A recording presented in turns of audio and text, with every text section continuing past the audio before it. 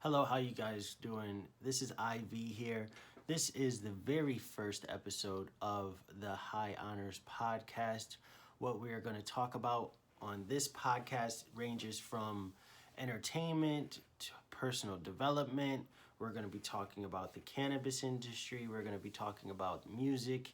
We're going to talk about a little bit of everything. And I'm also going to be interviewing people. But most importantly, that I'm going to be doing here is providing ideas and content for you guys because I have been postponing this for a long time now. I have so many people that have just been telling me to just talk, get my thoughts out there for the world, and eventually it's going to work out. My goal is to keep producing all of this content for you. So let me give a little background of myself so that you guys that do not know who I am will be able to get familiar. I currently live in Southern California, moved out here from Brooklyn. Previously, before that, I lived in New England, and I've traveled around the country. I've done events. I'm an audio engineer, so I do have a recording studio on the East Coast. So if there are any people in the Northeast that are looking to do music, definitely let me know and we could get started. We can make something happen. In addition to that, I am a licensed loan officer and real estate agent. I am currently licensed in California, Texas, and Florida for mortgage loans. And in California, I'm a real estate agent as well. And I am currently enrolled in law school. This is my first year of law school. So I do have a lot of expertise, experience, and knowledge that I would like to share with the world. And there's so many things that I am aware of. So without further ado, we're going to get right into it. The first topic that I want to talk about today is the obvious one that everyone's talking about, and that is the Oscars slap that Will Smith did to Chris Rock. So I'm going to first start off by showing you the video of it, and then after we're going to talk about it. So here's the video. Jada, I love you. G.I. Jane 2, can't wait to see it. All right?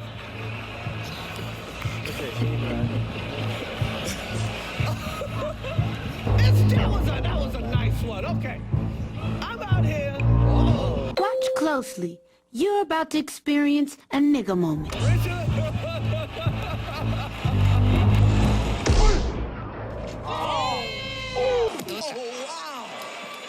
Wow. Will Smith just smacked the out of me. Keep my wife's name out your fucking mouth. Wow, dude. Yeah. It was a G.I. Jane joke. Keep my wife's name out your fucking mouth. You gonna smack me, bitch? Oh, I keep going. In front of my friends? That was greatest night in the history of television. Everybody hates Chris. So when it comes down to my opinion of this, which everybody's chiming in with their own opinion, I personally think that Will Smith is in the wrong for this. A lot of people are saying, yeah, but he's standing up for his wife or whatever excuses they're coming up with. But I saw an interview with Jim Carrey and he actually said it right.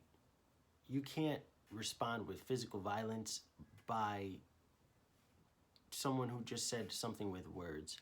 And that is no response.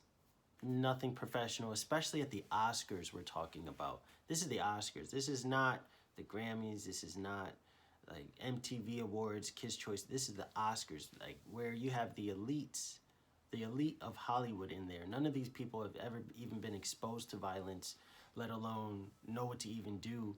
And more than anything, I see it as a disrespect to the Oscars. Like, it did not cross Will's mind to just even think, I'm at the Oscars. Like, there's a time and a place for everything, and that was completely out of line. Like, if I was Chris Rock, Will Smith is lucky that I'm not Chris Rock, because first thing I would have said was an August joke. There's a ton of them. As a comedian, I would have said something. I would not have let that go, especially on live TV that's going to be played for all eternity, because this is the Oscars. People still talk about Oscars events and experiences from decades ago. So this is going to be forever cemented in television history. So I would not have let that go easily. I don't care if we were best friends. At that point, you know that you're in the wrong, and there's no apology strong enough. So Chris is a very strong guy. I commend him for that, because not everybody can handle that. Not everybody could, and stay professional. And he knew that he had a show to save, because if Chris were to get out of character, that could have devolved into chaos, and the whole entire Oscars would have just turned into the WWE or something, which nobody wants to see that. None of the Hollywood elites want to even be exposed to that. So that's something to think about. There's always a time and a place for it, and that just was not the place. And so that opens up tons of more dialogue on what Will and his relationship is going through, what could be going through Chris's mind. I just saw that he had a show in Boston recently where he did not talk about this, but his ticket prices have skyrocketed, like times 10, which that's great for him. I'm very happy for him to find a way to bounce back from that, which is great, which is absolutely great. But it still doesn't take away the fact that Will Smith, we're talking the Fresh Prince here, the guy that doesn't put any curse words in any of his raps. This guy goes on stage and smacks someone else. But not only that does he do that, he smacks the guy and walks away. By doing that, if you smack someone, you're trying to start a fight, or you expect a fight. But by you smacking the person and then walking away, turning your back to the person, you know at that point that that person's not going to fight you back. And that wasn't a fair fight at all. The fact that Chris Rock just ate that hit and kept doing the show, I got to give it to him, because not many people can handle that. That's the first topic. The second topic I wanted to talk about was investing. And investing does come with several, that's a huge topic for us to unpack. So instead of talking about the entire experience of what to do from start to finish, I am going to provide you with 3 very simple tips that will help you if you want to get on your journey to investing. So these 3 simple tips are: step number 1, build credit. Building credit is huge, absolutely necessary in today's age, because credit allows you to get access to other people's money. OPM, that's like a drug. Other people's money, that's a line of credit that you're going to use that you could pay back at a future date. And so building your credit is vital. And when it comes to loans, the difference is staggering. So what do I mean by this? There are what you call LLPAs, loan level pricing adjustments. These loan level pricing adjustments are hits that go onto your loan that can increase your credit, or increase the interest rate that you're paying for the money that you're borrowing. So someone with a 760 credit score, for example, borrowing the same amount of money as someone with a 540 credit score is actually going to pay a significant amount less just because their credit score is better. And there are several different ways to build up on your credit if your credit is not up to par. So a couple of different things. You can start first with having a line of credit. If you don't have any credit, it's best to start with some credit so that you can build that up over time. The longer you have credit, the better. And as an advanced tip and strategy, you can get your child started with a line of credit. They don't have to use it, but if they have that and it shows periods of time that they'll be able to build onto this credit, then by the time they're 18, 21, 25, they will have a very great credit score and an extensive credit history. That's something that I wish I knew when I was younger. Unfortunately, I was not taught that. I'm not getting into that. That's for a later date. But it's very important. Building your credit is vital. In addition to building your credit, what you want to make sure is that you have your credit cards. If you do have a line of credit already, You want to make sure that your credit cards are under 30%, because that is what they call the sweet spot, to where if you're under 30%, then it looks good for you. But if you go over 30%, then you're going to start getting negative impacts. The credit card utilization rate is going to start getting higher. And it actually goes even higher after 50%. So being over 50% is terrible. But being over 30%, it's bad, but not as bad as being over 50. So even if you're 34, 40%, don't beat yourself up for it. Just get yourself back to under 30% and you'll be good. Now, if you're over 50%, you got to get under 50. That should be your main focus. Your first focus is getting under 50. And after you do that, then you can start focusing on everything else, like paying off your revolving credit or paying it down, and then getting yourself up to a higher credit level. Because how these loan level pricing adjustments work is they go in increments of 20, and it'll start from 740 to 720. That's one bracket. 720 to 700. That's another bracket, and it goes all the way down until 620 and below. So 620 and below, you're going to be in the bottom tier, and 740 and above, you're in the top tier. And everywhere in between, you're going to have these little hits that if you fall, for example, I had a borrower who their credit was at 702 at the time that I took the application. And then throughout the process of this application, their credit score dropped to a 697. So they went to an entire different bracket, and the lender was trying to charge them a higher percentage, over $10,000 more for borrowing that same amount of money. So what we ended up doing, by we, I mean myself and my company, what we ended up doing was doing a rapid rescore. So we looked at what he had owed, and it comes to find out it was less than $30. And so he paid a bill that was less than $30. We did a rapid rescore. His score went right up, and he was able to save so much money on his loan, and we were able to get this thing done. And so most people don't really even realize that it's that important for you to have good credit. Your credit score is vital, especially if you're trying to invest, you're trying to buy a home in the future, whether it's an investment property or if it's a property you want to live at. There's tons of different things that you can do.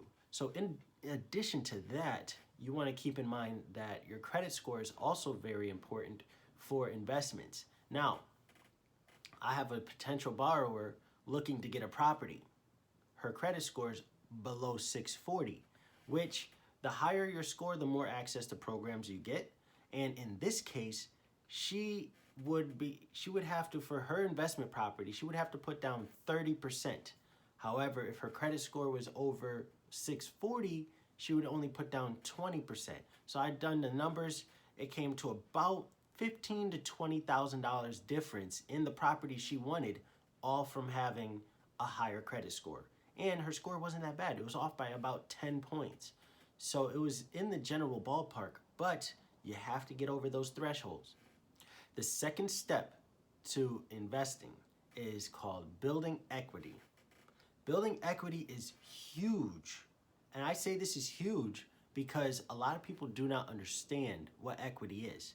Now, if you read the book Rich Dad, Poor Dad, you're going to understand liabilities versus assets. And assets are equity, liabilities are expenses.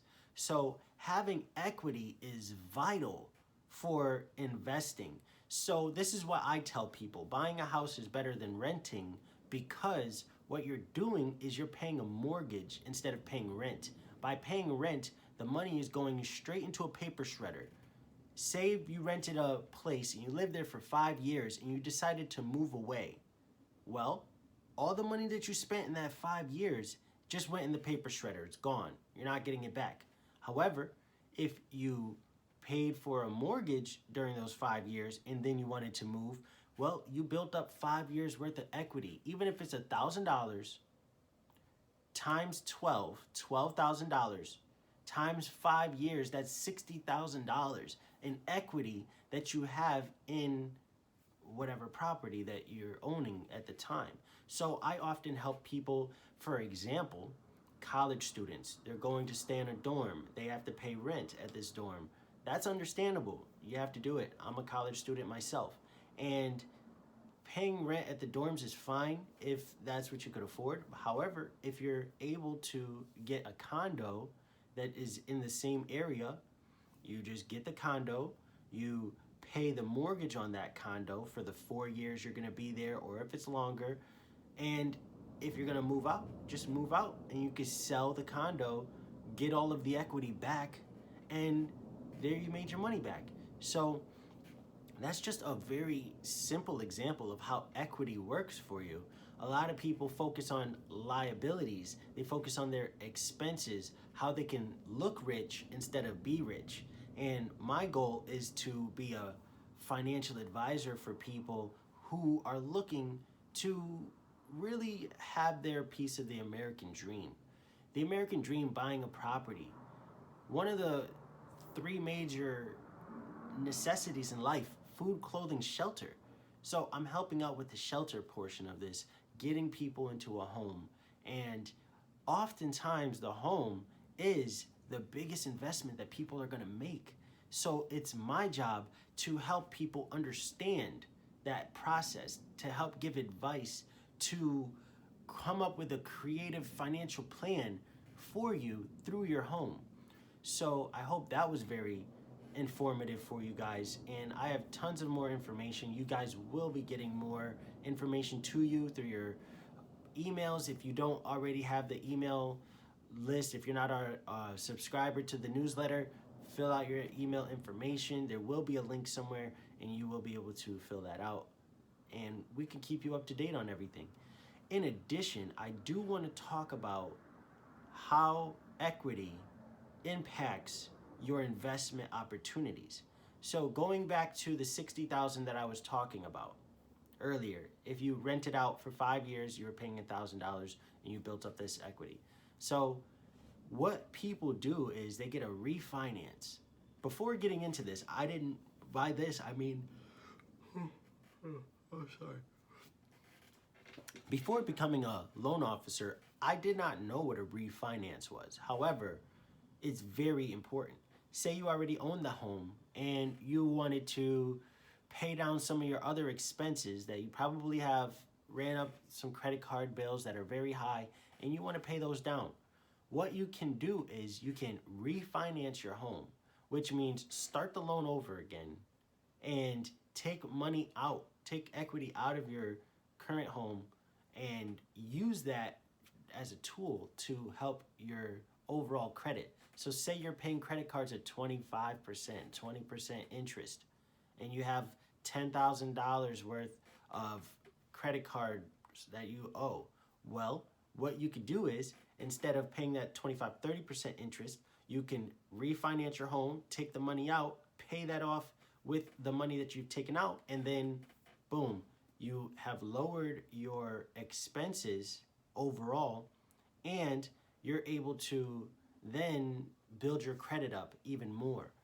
So that's just another way. There's tons of ways that you can use your money in your home to further your investments, because even if you're renting out a place and it's a strictly investment property, and all of the money that you're getting from rent is going into the principal, is going into any upgrades, what you can do is you can use the equity in your home to make more upgrades, to take cash out and invest into other properties. There's tons of different possibilities, and really with the right advisor in your corner, the possibilities are endless. But it is very important to understand that people who have studied and worked hard for years to understand this, they have put in the work already. So you're not by yourself.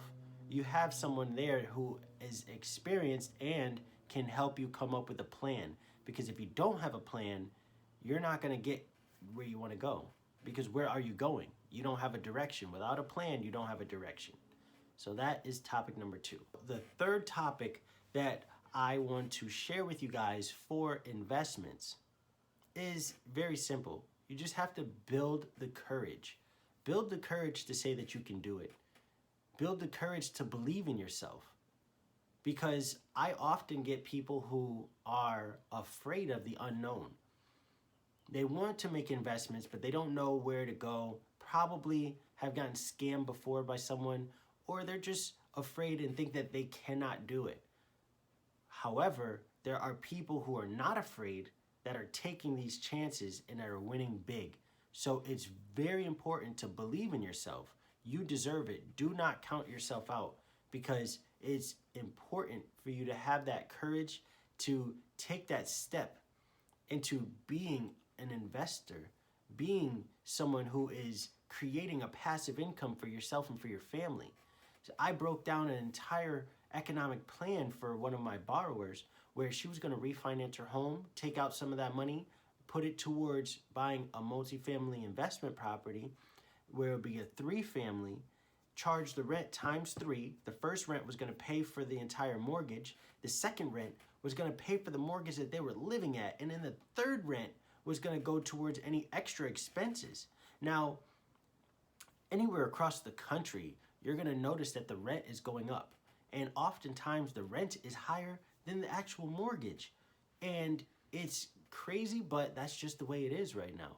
So with that said, if you're able to build the courage to take that step, take that leap of faith in yourself to become the investor, just know that you have people that are employed, that is their only job is to help you get to that next step in life, into that next phase of your life where you become the investor. No one wants to work their whole life, especially nowadays where you don't have retirement plans.